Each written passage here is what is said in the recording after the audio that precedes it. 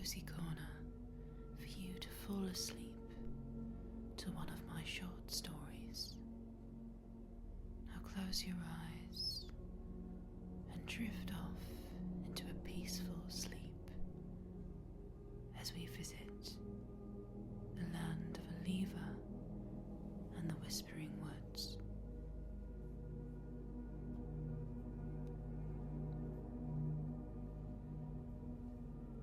In the leafy lagoon, just past the westerly waterfall and across from the golden glade, lives a spirited little fairy called Eliva Leafwing. Every morning, she wakes up in her beautiful fairy house situated on the leafy lagoon.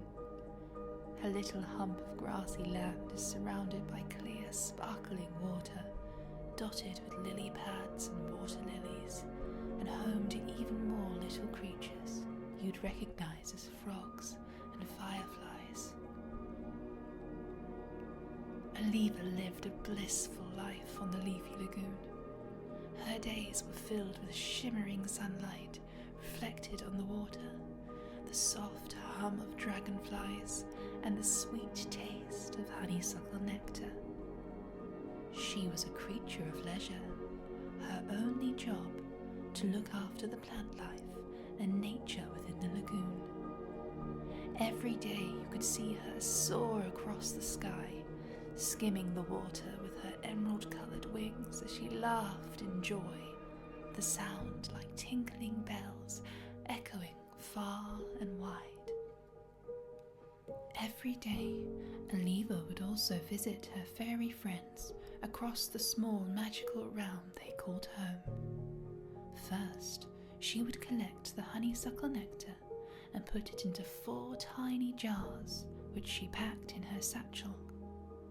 The nectar was only ever able to be collected from the leafy lagoon flowers, so it was Eliva's great pleasure to bring it to her friends as a gift to celebrate their friendship.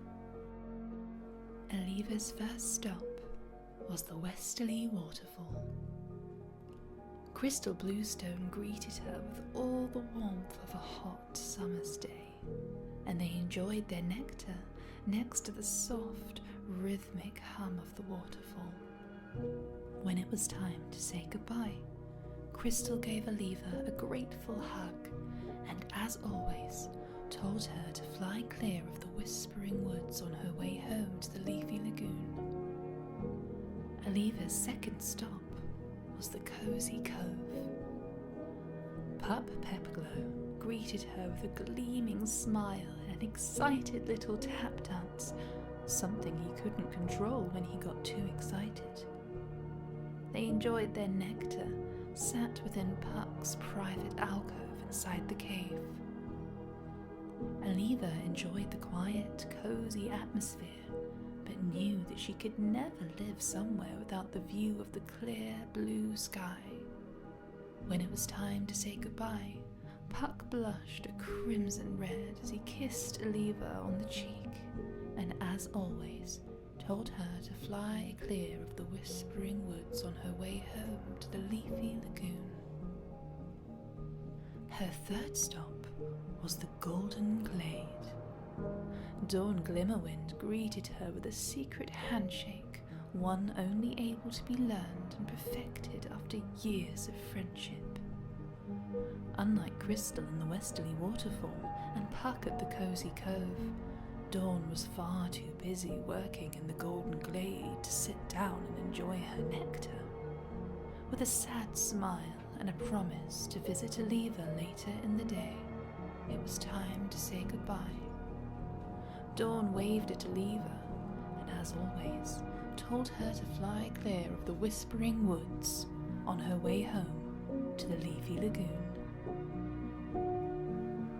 Her final stop was the place that all fairies had warned her to avoid, the Whispering Woods. The whispered legends of the Whispering Woods, a forest that bordered her tranquil home, had always stirred a mix of fear and fascination in her curious heart. They spoke of gnarled trees with grasping branches, shadows that danced like demons, and creatures with eyes that glowed in the dark.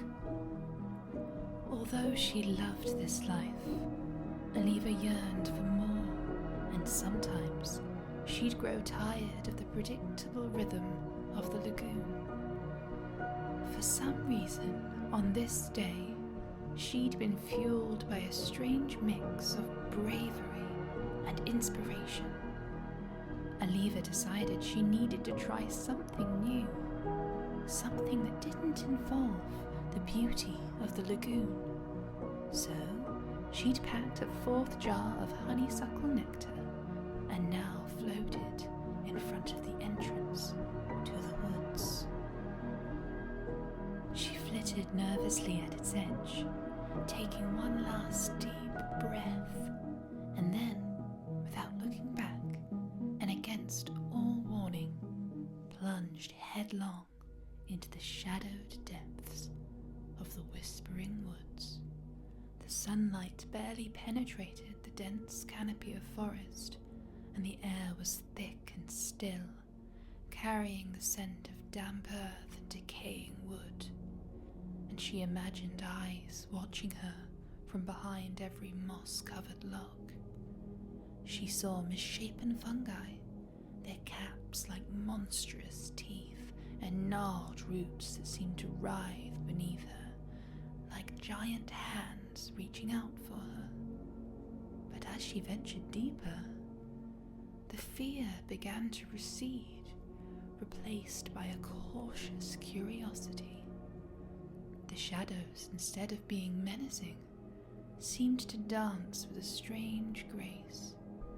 She discovered that what she had mistaken for the eyes of monsters were actually the luminous spots of fireflies, blinking softly in the twilight. She landed on a velvety patch of moss, her wings still trembling slightly. She noticed a tiny forgotten path weaving through the undergrowth.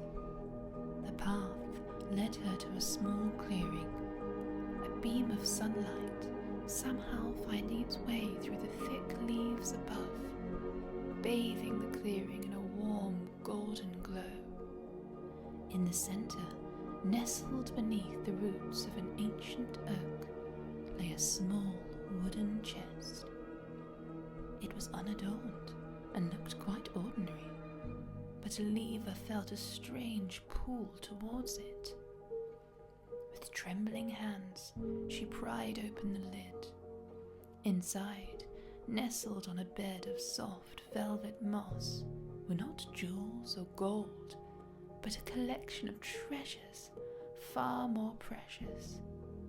There were tiny, iridescent beetle wings, a collection of smooth, perfectly rounded pebbles in shades of sapphire and emerald, and a small, intricately carved acorn cup filled with the sweetest nectar she had ever tasted, far sweeter even than the honeysuckle of the lagoon.